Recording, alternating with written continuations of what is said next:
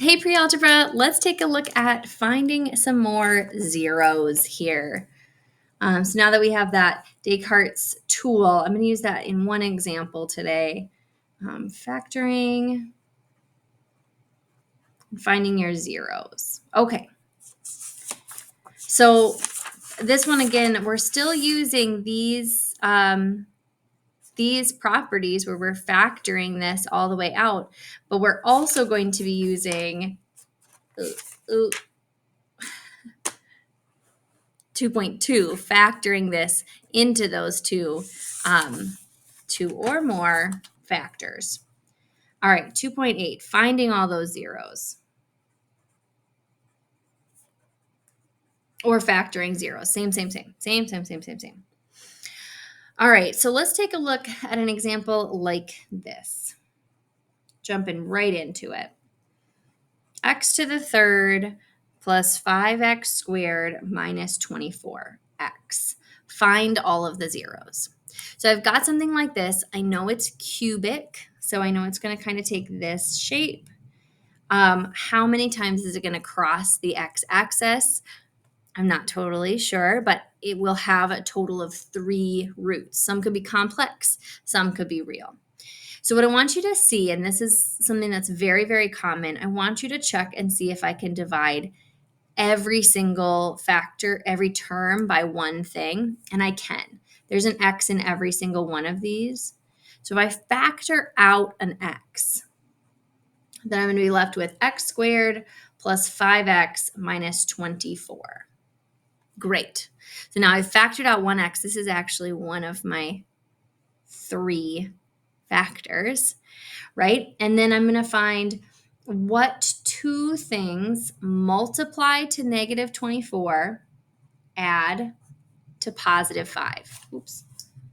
I was thinking 4, but saying 5. Okay. So it's positive, so I know the smaller number is going to be negative. I like to list them in order. Negative 3 and 8. Oh, there it is. So this is going to be x minus 3, x plus 8. From here, to find my zeros, set this equal to 0, and you'll just set each of these equal to 0. X plus 8 equals 0. So there's one root, one positive real root. Add 3 both sides. One positive real root. Oh, I guess that's not positive, sorry. And then subtract 8 both sides, x equals negative 8. So if we were to do Descartes' law of signs here, actually we would get one positive real root, one negative real root, and then that's it. So you can't find like a complex because neither of them are even. So that Descartes would end up with one positive, one negative, but I know there's 3. So that means one of them has to be 0, which is a number that's not positive or negative. All right. How about a little jazzier one? What if I had x to the 4th minus 5x squared plus 4? So this is a case where there's nothing I can take out of everything. This is a quartic function, so it's going to kind of take the shape of a W. At most here, there's going to be 4 roots, 4 real or 2 real and 2 imaginary, or 4 imaginary, but there's going to be 4 total roots. What I would do here is kind of the reverse box method, where I'm going to put my top number here and my constant number here. And then find out what multiplies to a times c, which in this case is 1. 1 times c, what multiplies to 4, positive 4, and adds to negative 5. Because it's adding to a negative number, I know they're both going to be negative. So the thing that multiplies to positive 4 and adds to negative 5 is negative 1 x squared. and negative 4x squared. And then you're just, what's your greatest common factor? What can I divide both of these by? And both of these, I can take out an x squared. Both of these, negative 1x squared and 4, the most I can take out is a 1. Here, I can divide both of these by an x squared, and I can divide both of these by negative 4. I knew these were going to be negative because I'm multiplying to a positive number. So I knew these two things were going to be positive. So now if my two solutions, one on the left here, the like length, and one on the right, x squared minus 1. Now, if I set these each equal to 0, x squared minus 4 is 0, or x squared minus 1 is 0. Add 4 to both sides. Square root. X is either positive or negative 2. So there's 2 different roots there. And add 1 both sides. Square root. X is plus or minus 1. Let's take a look at this one, actually. That's kind of a cool outcome. So that was x to the 4th minus 5x squared plus 4. All right, look at your roots here. Positive and negative 2. Positive and negative 1. Perfect. That's a perfect quartic function. I love it. All right. Now, let's get a little bit jazzier, shall we? Even a little bit spicier with our example. Okay. Next one. Let's say I have x to the 5th quintic, or degree of 5, plus 10x to the 4th, plus 25x to the 3rd. Notice all 3 of these have at least an x cubed, so I'm going to factor out x cubed. I'm going to be left with x squared plus 10x plus 25. And you can factor this. What multiplies to 25 adds to 10. Oops. That's x plus 5 and x plus 5. And notice this is written twice. It's written the same way. So I can also write this x plus 5 squared. Now, this function, quintic, I better have 5 roots. But this looks like I'm only going to have kind of 2 answers. X to the 3rd is 0, so x is 0. And x plus 5 is 0, so x is negative 5. I really only have 2. But remember a couple of lessons ago, if you've got something squared or cubed, that means it has a multiplicity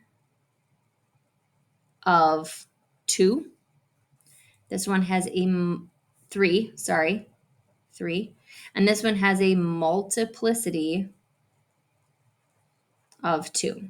So this means with my quintic function, it's going to kind of like wiggle through the 0, and then it's going to touch down at the negative 5. It might look something like this.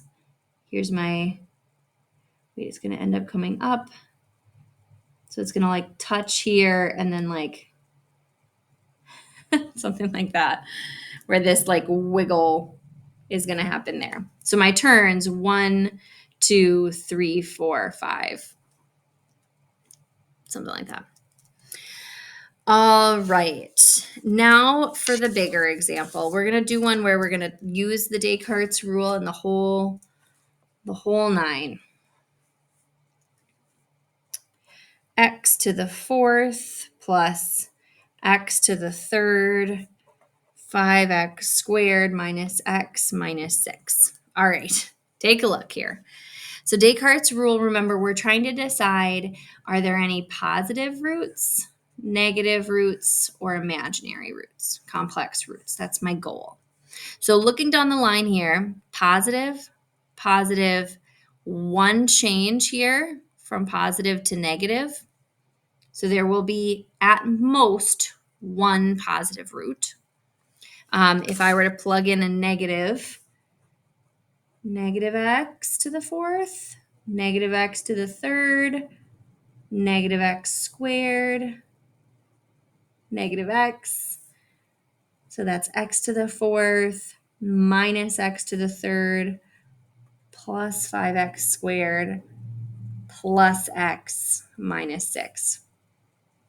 One change, two change, three change. So at the maximum, and remember these have to add to 4. I've got a degree of 4. At most, I will have 3 negative roots. But the other possibility here is I've got one positive, one negative, and 2 complex. This still adds to 4 total roots. But one could be positive, one could be negative. Okay, so this is a quartic function.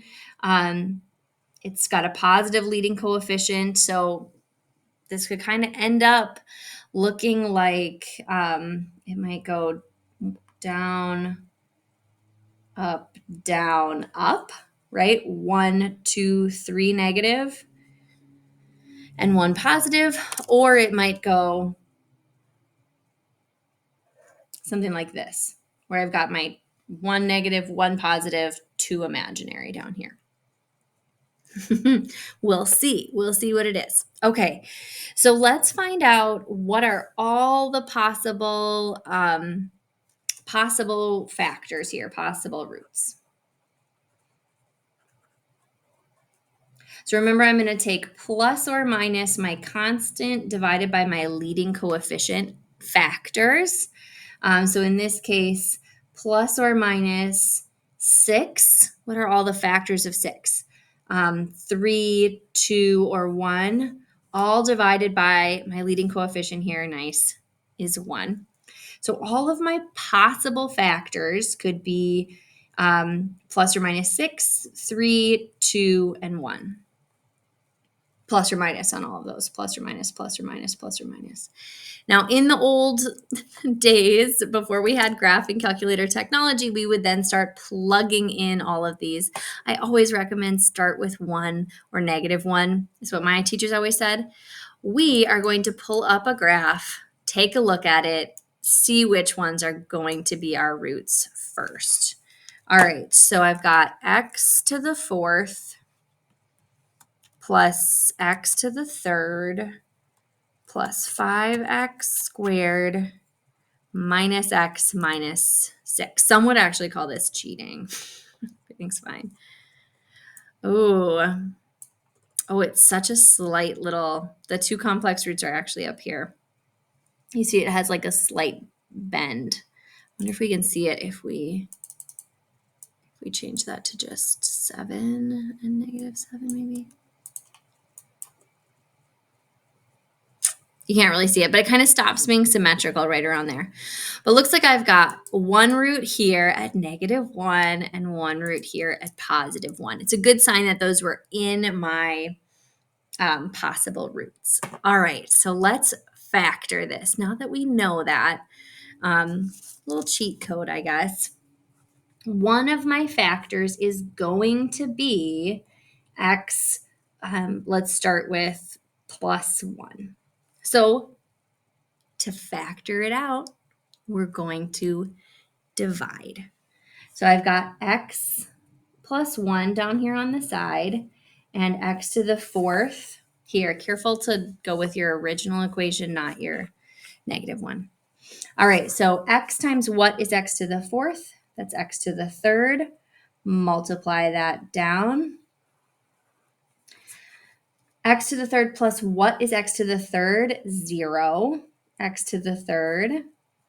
So that's going to be 0x squared, 0x squared.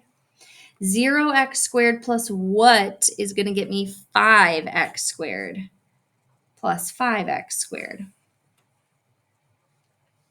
X times what is 5x squared? Just times 5x. Multiply this down. 5x times 1 is 5x. And 5x plus what is going to give me negative 6? Negative 6x. Negative 6. X times what gives me negative 6x? Negative 6. Multiply it down. Now, I knew there was going to be no remainder here because this is one of my factors. So negative 6 minus negative 6 is 0. No remainder. All good. All right, so now I've factored out this x plus 1. Up here is my answer. X to the third plus 5x minus 6. I'm not done yet because this is still, I can't factor this yet. I can't do this yet. There is a cubic formula you could use, but but I know another one of my roots is negative 1 because it crossed the other side. Use your calculator to find those roots to start. So let's do this one more time. Let's see. I'm trying to figure out where to write it. So I've got x plus 1, x minus 1. Oh, and then I guess if I do it right here, the answer will just pop up, right? All right. So then I've got x minus 1 on the side, x to the third. So now this here is my answer. X to the third plus 5x minus 6 is your divisor, I think. It's the big one that you're dividing by. Okay.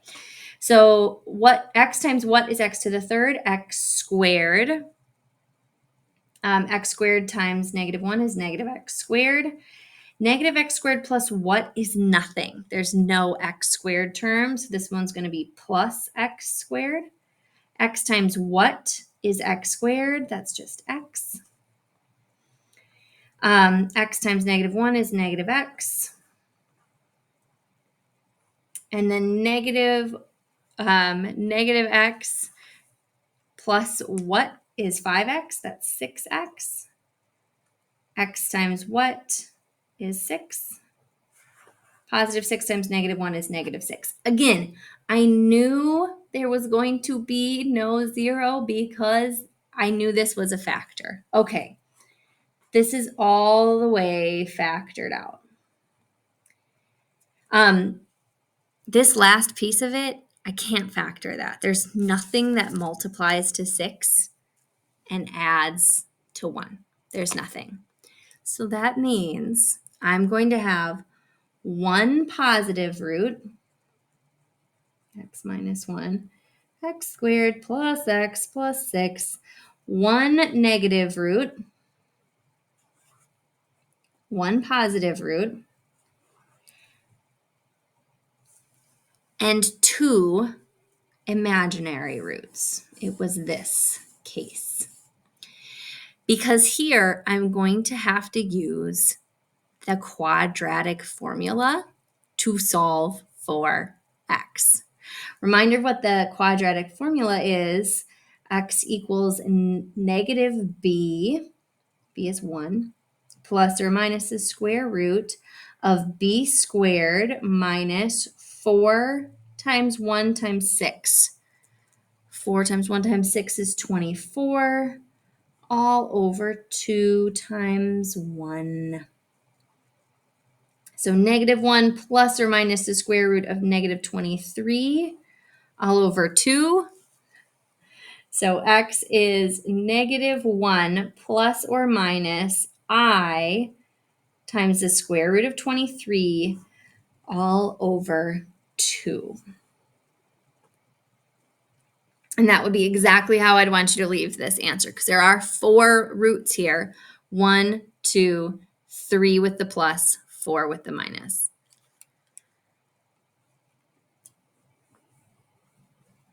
All right.